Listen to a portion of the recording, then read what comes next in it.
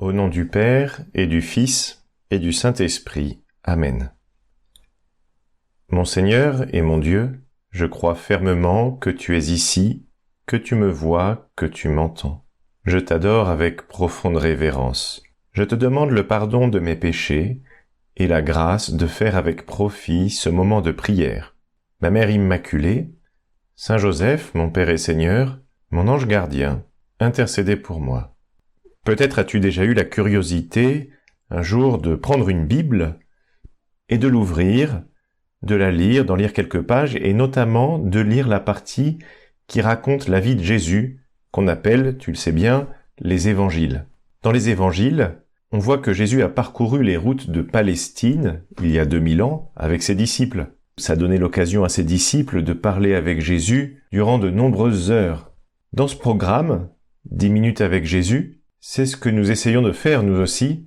Pendant 10 minutes, nous parlons avec Jésus, un peu comme les apôtres le faisaient quand ils parcouraient avec lui les routes de Palestine. Nous nous mettons un peu dans la peau des 12 apôtres et de tous les autres qui suivaient le Christ lors de ses enseignements. Nous le suivons et nous l'écoutons et nous lui posons des questions et nous lui disons « Maître, nous n'avons pas très bien compris ce que tu as voulu dire à ce moment-là » ou « Maître, je te suivrai partout où tu iras ». Bref, comme les disciples à l'époque, nous essayons de parler avec Jésus. C'est en lisant les évangiles que nous réussirons à parcourir les routes de Palestine avec Jésus. Comme les disciples, nous le verrons se faire baptiser par son cousin Jean-Baptiste. Comme les disciples, nous serons les témoins de ces miracles, la multiplication des pains et des poissons, la pêche miraculeuse, etc. Comme les disciples de Jésus, nous écouterons aussi avec passion son enseignement, à la fois si simple et si révolutionnaire. Par exemple, sur l'amour du prochain. Vous avez appris, dit Jésus, vous avez appris qu'il a été dit « œil pour œil et dent pour dent ». Eh bien moi, je vous dis de ne pas riposter aux méchants.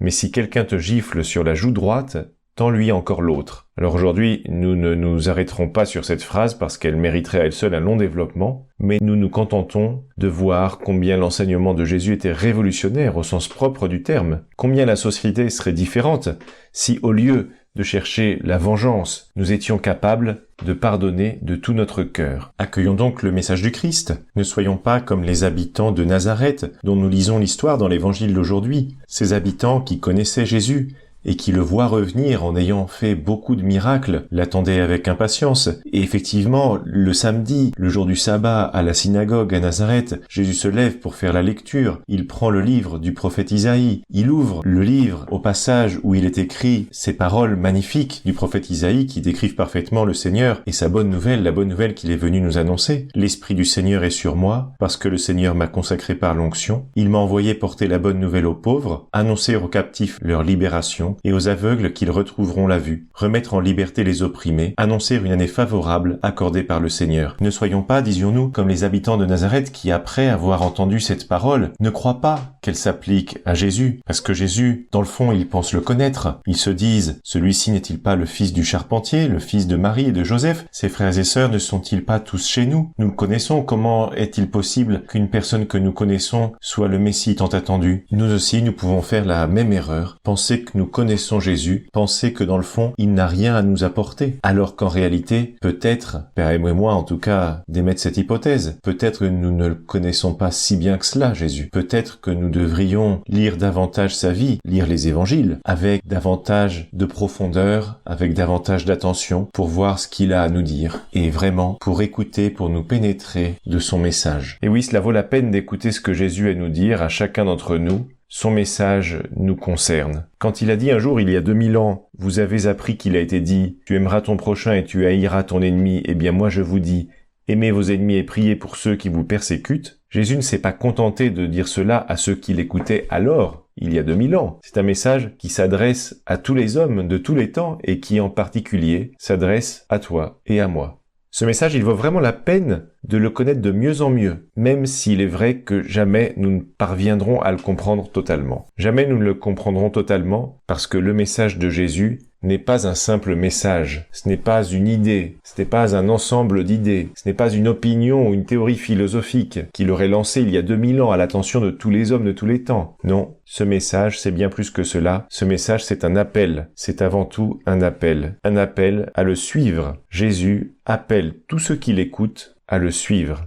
Qu'est-ce que cela veut dire, suivre Jésus ? Est-ce que cela veut dire qu'il veut que nous abandonnions notre famille, nos amis, notre travail, pour aller en Terre Sainte et marcher sur les routes qu'il a lui-même parcourues ?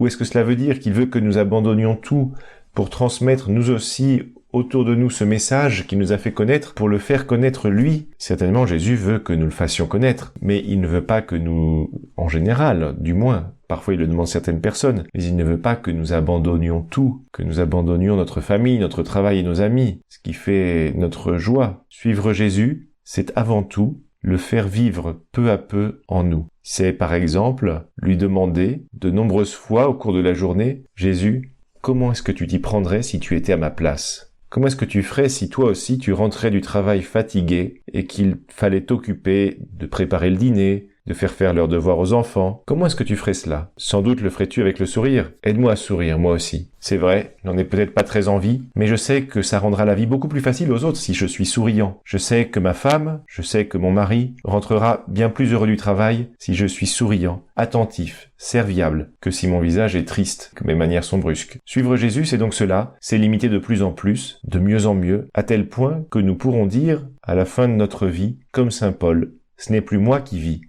c'est le Christ qui vit en moi. » Mais pour arriver à cela, il est important, avant tout, de mieux connaître Jésus, de mieux te connaître toi, Jésus. Car comment t'imiter si nous ne te connaissons pas? Comment imiter le Christ si nous ne le connaissons pas? Une autre difficulté se pose. Peut-être n'avons-nous pas très envie d'imiter Jésus, car ce n'est pas facile de suivre le Christ. Ce n'est pas facile d'imiter un homme qui a dit « Il n'y a pas de plus grand amour que de donner sa vie pour ceux qu'on aime ». C'est vrai, on peut dire « Cette idée est belle, cette idée me plaît ». Mais moi, vraiment, j'aurais du mal à le faire, à donner ma vie pour ceux que j'aime. Et oui, suivre Jésus, c'est exigeant, car Jésus est exigeant. Il nous demande de renoncer à nous-mêmes pour nous donner aux autres. C'est vrai, c'est exigeant, mais c'est aussi gratifiant. Qu'on le comprend de façon assez naturelle en plus. Quelle est la plus belle vie? Celle d'une personne charitable, qui pense aux autres, ou celle d'une personne égoïste?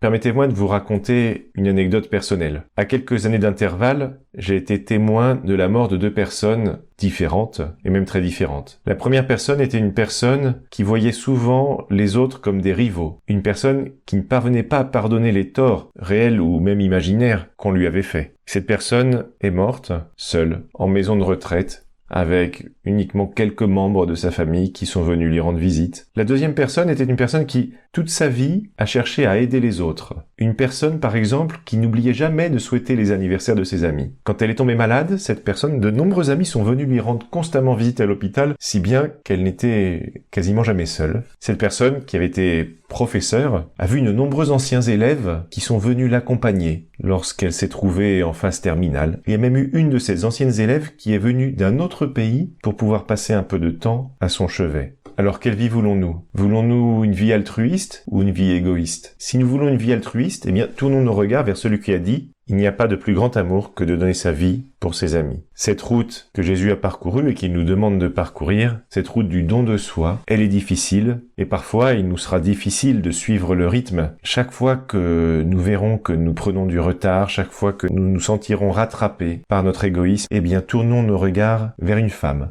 qui nous aidera. Elle nous aidera parce qu'elle est à la fois la mère de celui que nous voulons suivre et notre mère. Elle est à la fois la mère de Jésus et notre mère. Cette femme, tu l'as deviné, c'est Marie. Sainte Marie, prie pour nous.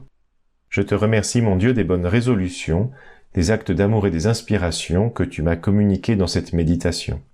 Je te demande de m'aider à les mettre en pratique.